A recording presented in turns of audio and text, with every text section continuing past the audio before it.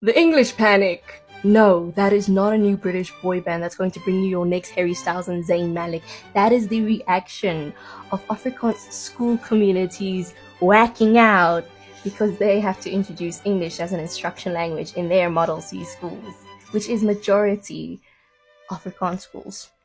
Welcome to your first episode of Nosey Noui News Network. Your glitter-coded, slightly obsessive, politically caffeinated guide to South Africa and the world. We are the world. We are the children. Welcome to the show where I take the world's news, drama, tradition, politics, and just mesh it all together with my neurospicy detective brain and regurgitate it back to you guys like I'm your hot cousin at the bride. I stumbled across a live where I think it was like 3-4 people, talking about a specific news article from Eyewitness News saying that the Department of Education is seeing a lot more Model Cs adapting English as a language of instruction in their schools. The host asks, why do we need English in our schools? Why do we need to change something that's already working in our community? And I knew exactly what type of live I came across. This man is not afraid of English. He's afraid of integration. When white Afrikaans say, protect our language, they mean we don't want to share our schools. They hear our rights as parents are being taken away, when in reality, they don't want the department coming near their schools because they lose all control. It's gatekeeping in a Springbok jersey. An English gent was on live explaining that he was the only English bra in an Afrikaans community, and when he asked them to speak in English, they said no, my lovey. That was preference, not systemic exclusion. They're not afraid of English, they're afraid of losing their bubble. There was also this one uncle on the live saying that in KwaZulu-Natal, they have Zulu as a compulsory language because the majority of the population there is Zulu. That is correct, that is balanced, and that is logical. But the host,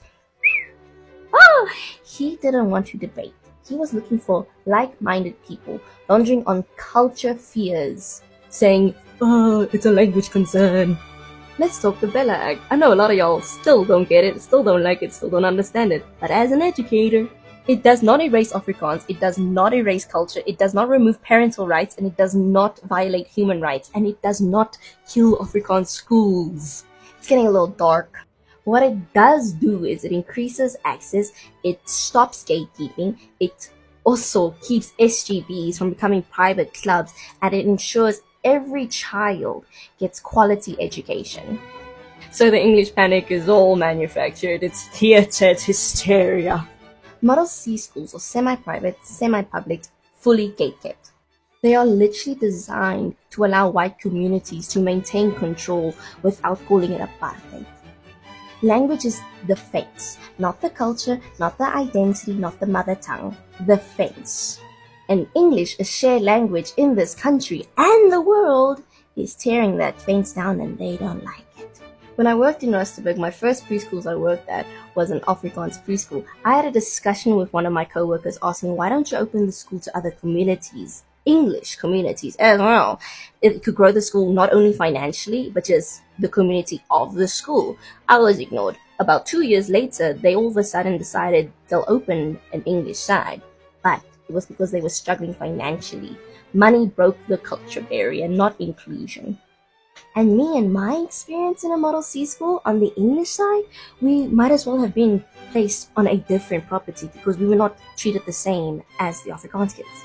The Afrikaans side got more investment educationally and sport-wise. Academically means they had more subjects and support systems, and that means they had more pathways to the university, and their infrastructures and their facilities were better. And I'm saying that because it was majority a white school, and because it was their parents, Afrikaans parents, donating the money, because the English black kids that were there did not have that type of money to give the school. So thus that sign was pushed to the side. There were subjects we literally could not take because it was not available in English.